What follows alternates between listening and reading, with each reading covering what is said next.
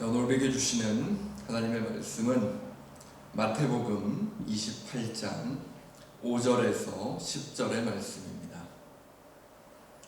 마태복음 28장 5절에서 10절의 말씀 세 번역으로 하나님의 말씀을 봉독합니다. 천사가 여자들에게 말하였다. 두려워하지 말아라. 나는 너희가 십자가에 달리신 예수를 찾는 줄 안다. 그는 여기에 계시지 않다. 그가 말씀하신 대로 그는 살아나셨다. 와서 그가 누워 계시던 곳을 보아라. 그리고 빨리 가서 제자들에게 전하기를 그는 죽은 사람들 가운데서 살아나셔서 그들보다 먼저 갈릴리로 가시니 그들은 거기서 그를 뵙게 될 것이라고 하여라. 이것이 내가 너희에게 하는 말이다. 여자들은 무서움과 큰 기쁨이 엇갈려서 급히 무덤을 떠나 이 소식을 그의 제자들에게 전하려고 달려갔다. 그런데 갑자기 예수께서 여자들과 마주쳐서 평안하냐 하고 말씀하셨다. 여자들은 다가가서 그의 발을 붙잡고 그에게 절을 하였다. 그때에 예수께서 그 여자들에게 말씀하셨다. 무서워하지 말아라. 가서 나의 형제들에게 갈릴리로 가라고 전하여라. 그러면 거기에서 그들이 나를 만날 것이다. 아멘. 자, 오늘은 우리 예수 그리스도의 부활을 기념하며 예배하는 우리 부활주일 두 번째 주간입니다. 지난주에는 3번 넘게 예고하셨던 예수님의 죽음과 부활을 진정으로 믿고 또 부활하신 예수님을 만나러 무덤으로 향했던 그러한 사람들은 찾아볼 수 없었지만 하나님께서는 아리마대 사람 요셉과 종교 지도자 니고데모의 믿음과 결단을 통해서 예수 그리스도의 부활을 하나님의 뜻대로 이루어내시는 그러한 모습을 우리가 함께 살펴보았습니다. 오늘은 같은 장면이지만 마태복음에 나타난 본문을 살펴보면서 여인들에게 직접 나타나신 예수님의 모습을 함께 보려고 합니다. 부활하신 예수님의 모습과 그 마음을 통해서 이 시간에도 예수 그리스도의 뜻과 그 마음을 알아가실 수 있기를 간절히 바랍니다. 오늘 본문에서는 천사를 통해 예수님께서 다시 살아나신 소식을 들은 여인들이 제자들에게 이 소식을 알리기 위해서 다급히 제자들을 찾아가는 그러한 여인들의 모습이 나타납니다. 천사가 여인들에게 전해준 말은 무엇이었습니까? 5절에서 7절 말씀입니다. 천사가 여자들에게 말하였다. 두려워하지 말아라. 나는 너희가 십자가에 달리신 예수를 찾는 줄 안다. 그는 여기에 계시지 않다. 그가 말씀하신 대로 그는 살아나셨다. 와서 그가 누워 계시던 곳을 보아라. 그리고 빨리 가서 제자들에게 전하기를 그는 죽은 사람들 가운데서 살아나셔서 그들보다 먼저 갈릴리로 가시니 그들은 거기서 그를 뵙게 될 것이라고 하여라. 이것이 내가 너희에게 하는 말이다. 이게 바로 천사가 여인들에게 해준 말이었죠.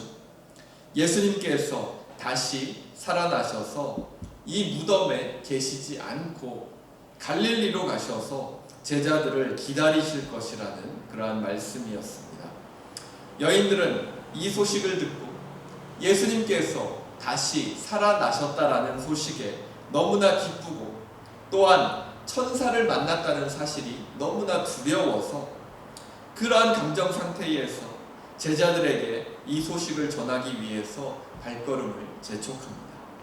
하지만 이 여인들에게 천사를 만난 것보다 더 놀라운 그러한 일이 기다리고 있었지요. 바로 예수님께서 직접 이 여인들의 앞에 나타나신 것입니다. 제자들을 만나기 위해서 급히 가고 있던 여인들에게 갑자기 예수님께서 이 여인들 앞에 나타나셔서 평안하냐 라고 평소처럼 인사하시면서 여인들의 앞에 나타나십니다. 그리고 천사가 여인들에게 해주었던 말씀과 동일한 말씀을 하시면서 제자들과 예수님을 따르는 사람들이 어떻게 해야 할지를 예수님께서 가르쳐 주십니다. 10절 말씀에 그 내용이 나타나죠. 그때에 예수께서 그 여자들에게 말씀하셨다. 무서워하지 말아라. 가서 나의 형제들에게 갈릴리로 가라고 전하여라. 그러면 거기에서 그들이 나를 만날 것이다. 천사의 말과 예수님의 말 속에 공통적으로 나타나는 내용이 무엇입니까? 천사가 했던 말과 예수님께서 하셨던 말 중에서 공통적으로 나타나는 내용이 뭐지요?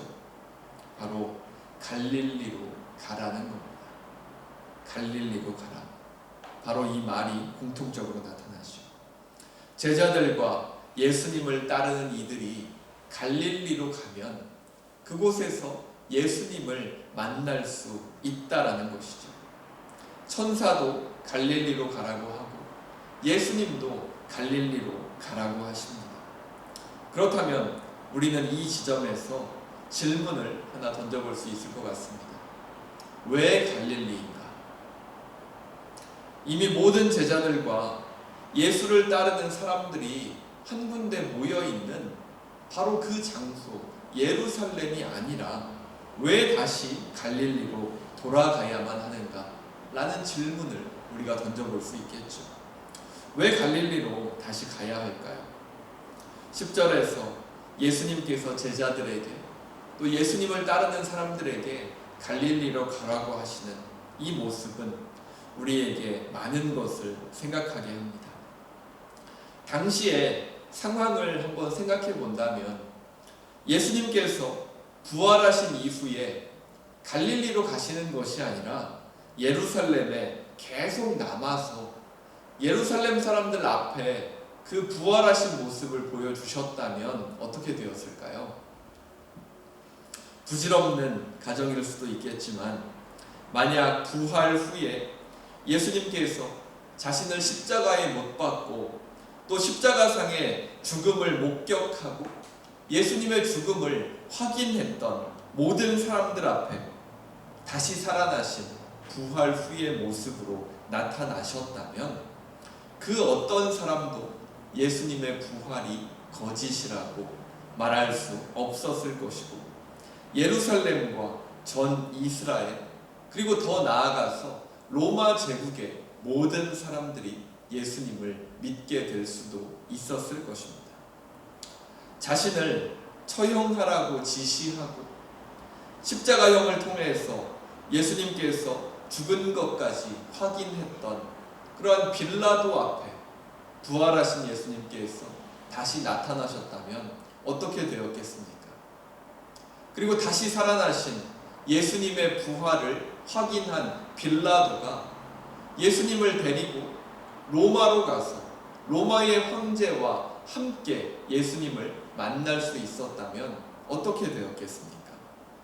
모든 사람이 예수님의 발 앞에 엎드려서 주님을 믿고 더 이상 예수님의 말씀을 의심하는 사람은 없어지게 됐을 겁니다. 자신들의 손으로 처형하고 창으로 옆구리를 찔러서 그 죽음까지 확인했던 그 모든 사람들 앞에 예수님께서 다시 살아나신 모습으로 나타나셨는데 그 예수님의 부활을 믿지 않을 사람이 누가 있겠습니까? 그리고 로마 시대에 가해졌던 그러한 끔찍했던 그리스도인들에 대한 박해도 일어나지 않았을 수도 있었겠죠. 그러나 예수님께서는 어떻게 하셨습니까? 예루살렘에 남아서 방금 제가 말씀드린 것처럼 모든 사람들 앞에 나타나시고 빌라도와 또 종교 지도자들 앞에 그 모습을 드러내셨나요? 그렇게 하지 않으셨습니다.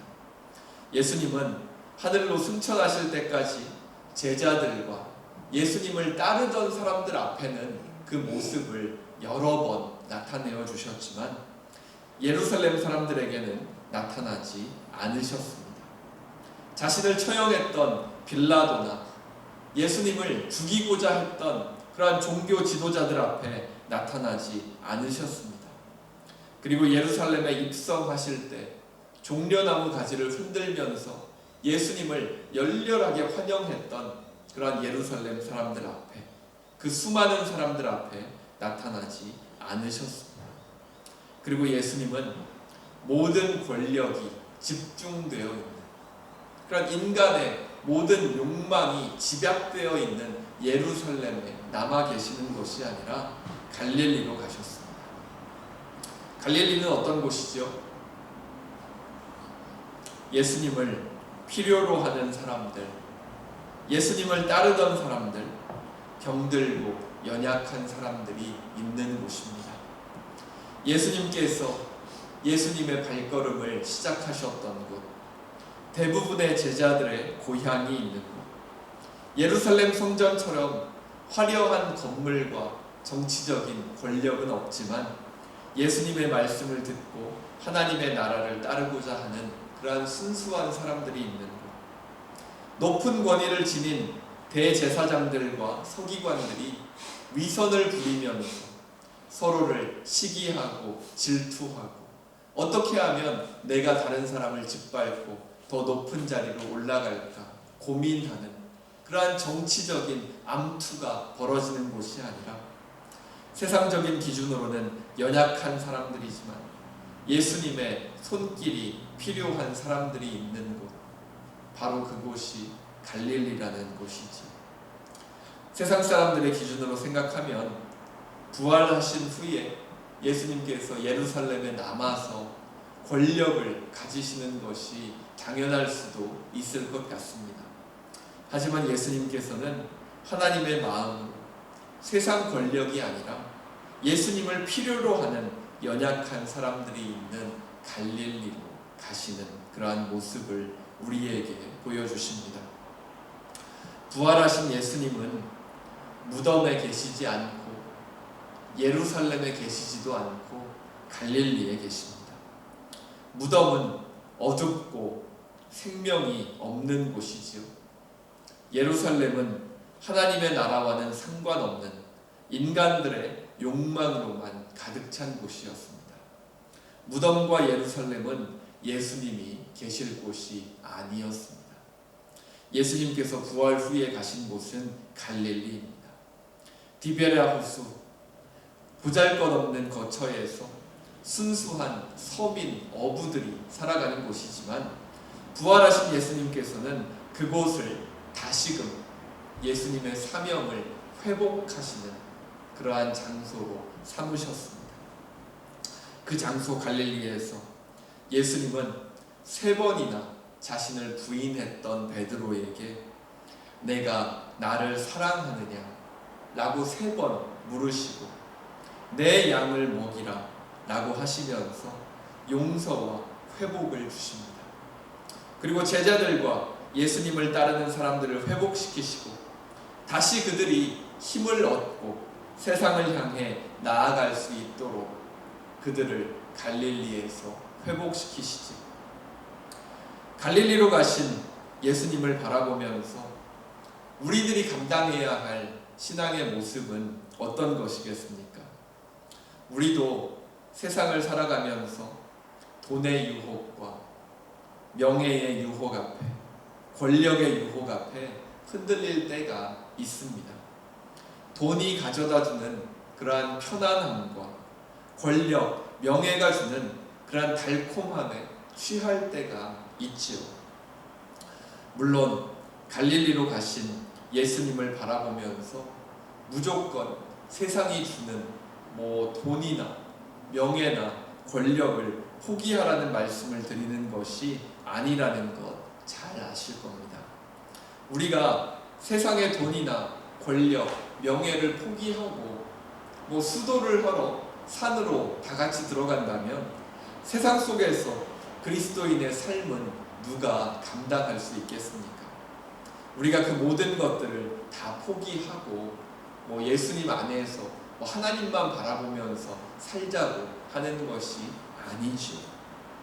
갈릴리로 가신 예수님을 바라보면서 우리들이 결단하고 또 우리가 생각해야 할 것은 우리 역시도 예수님께서 가지셨던 이러한 유혹 가운데 우리도 똑같은 상황 가운데 이 세상을 살아가면서 만나게 될 수 있겠지만 이러한 유혹 속에서도 하나님의 뜻을 이루신 예수님을 따라서 갈릴리로 가신 그 예수님을 따라서 우리도 그 길을 걸어가야 한다는 겁니다.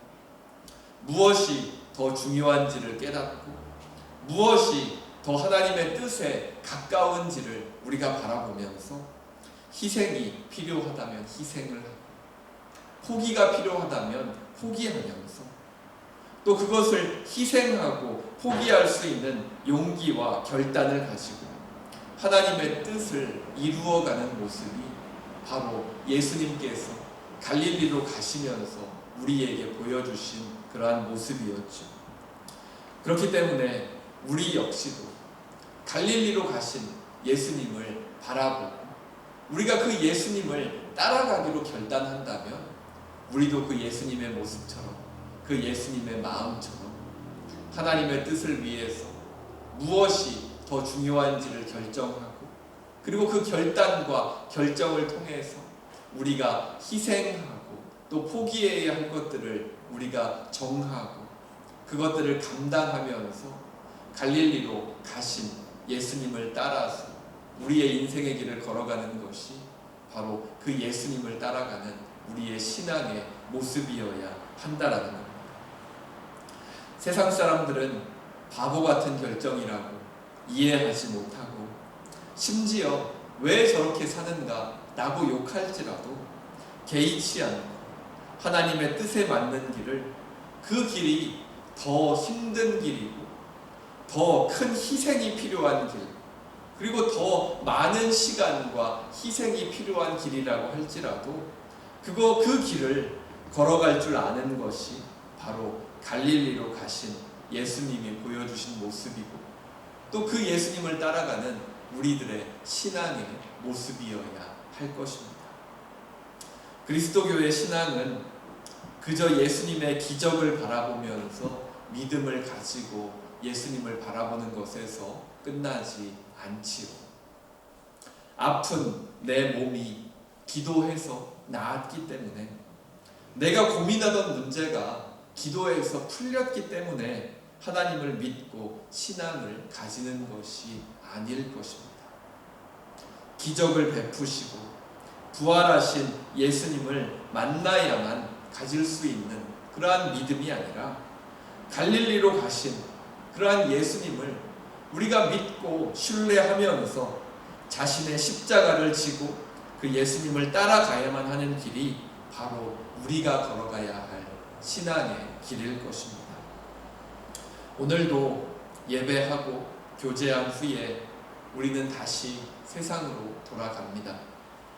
부활하신 주님을 믿고 신뢰하면서 세상으로 나아가실 수 있기를 바랍니다.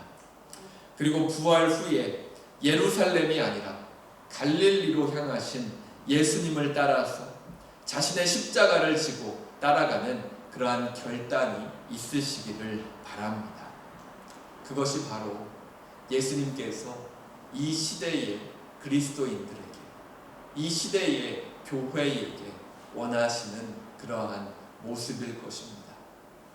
교회 안에는 세상의 모습이 들어와 있습니다.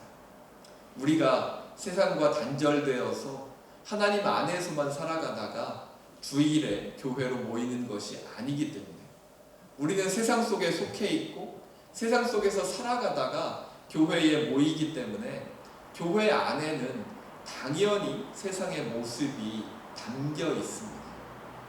그런데 지금 이 시대의 교회들에는 어떠한 세상의 모습이 많이 담겨 있습니까?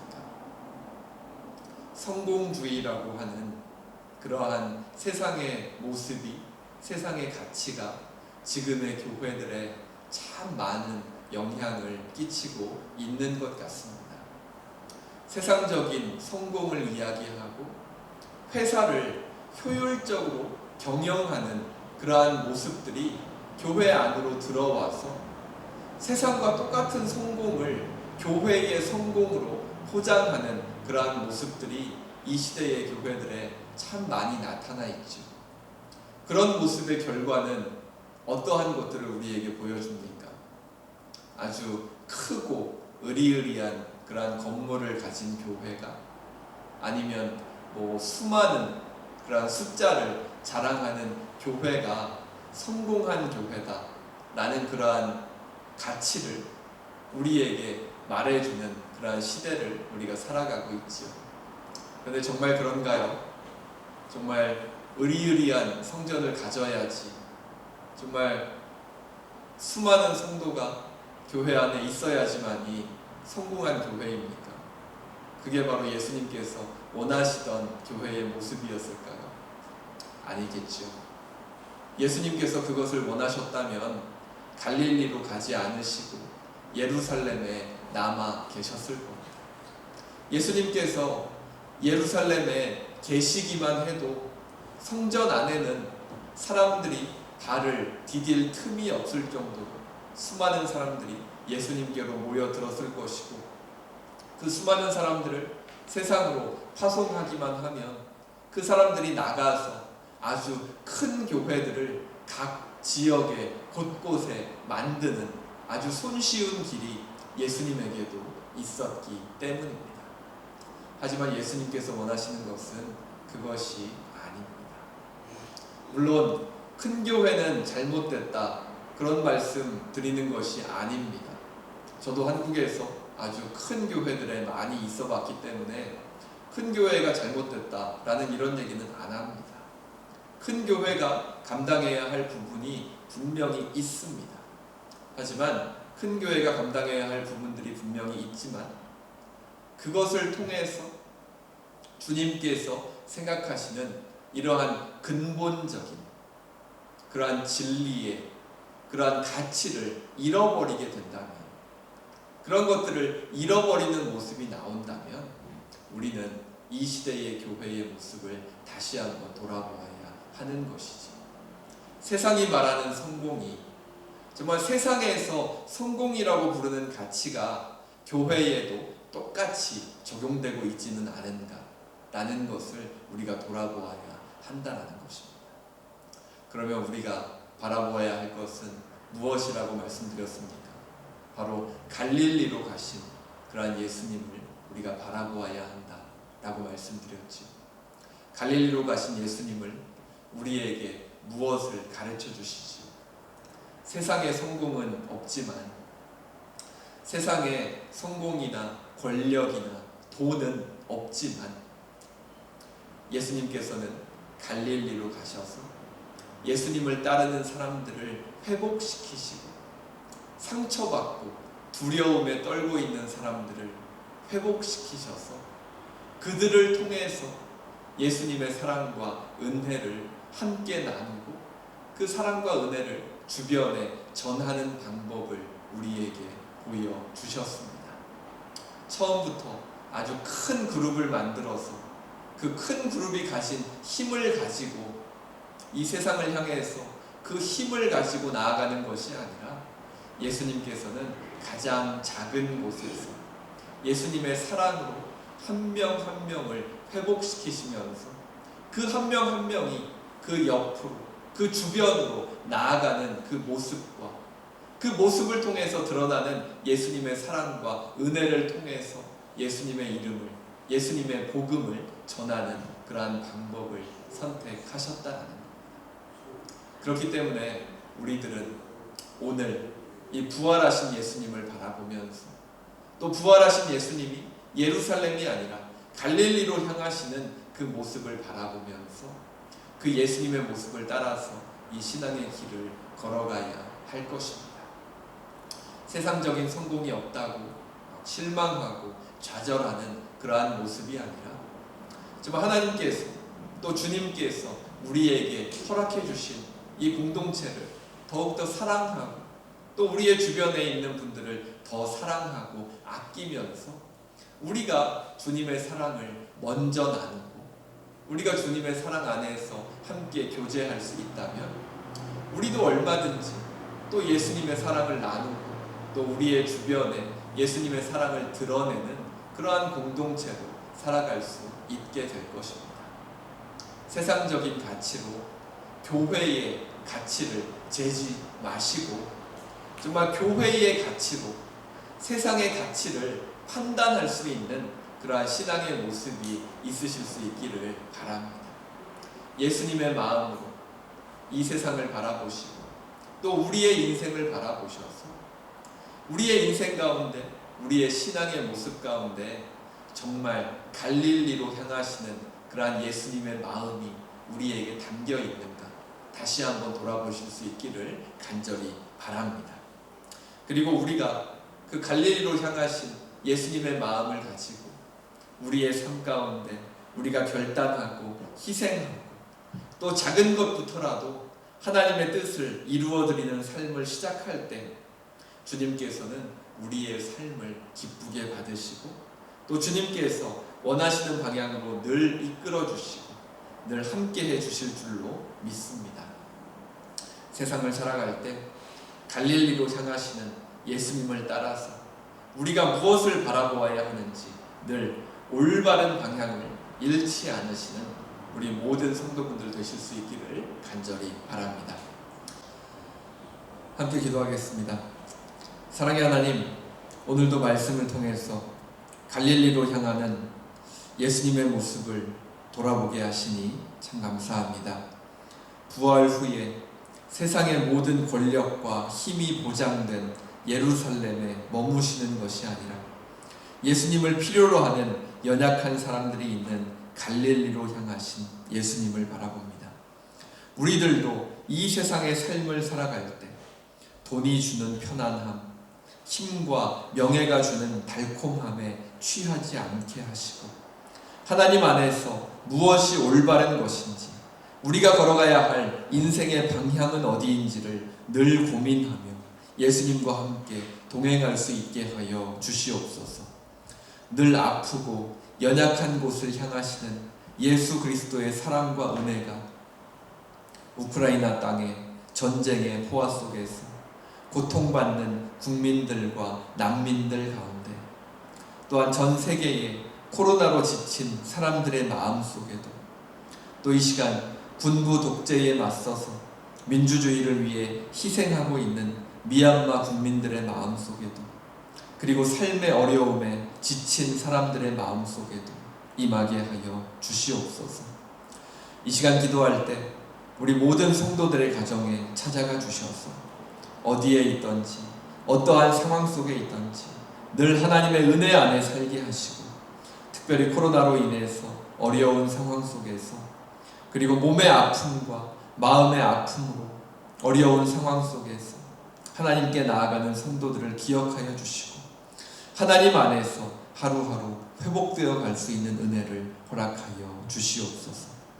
하나님께서 늘 우리와 함께하여 주심을 믿으며 이 모든 것 우리 주 예수 그리스도의 이름으로 기도합니다.